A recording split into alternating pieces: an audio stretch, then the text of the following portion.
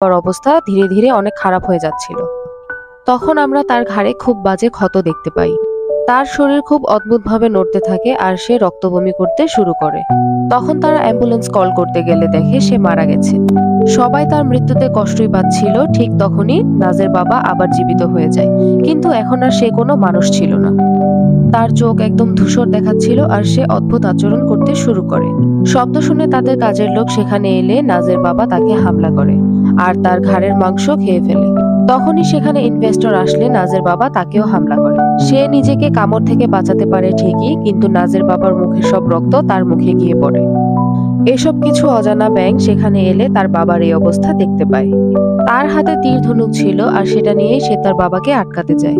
আর তখন machine on হয়ে গেলে তীর তার বাবার মাথায় গিয়ে ঢোকে। তীর ঢুকে ব্রেন ড্যামেজ হওয়ার কারণে সেখানেই তার মৃত্যু হয়। ইনভেস্টর যখন উঠে পালাচ্ছিল, রুট তখন তাকে আটকানোর চেষ্টা করে, কিন্তু সে চলে যায়। বাবাকে নিজ হাতে মারার অপরাধ বোধে ব্যাঙ তখন দৌড়ে গাড়িতে চলে যায়। নাজ তার পিছনে আসলে তখন বাড়ির ভেতর আমরা দেখতে পাই সেই কাজের লোক এখন জম্বিতে পরিণত হয়ে গেছে।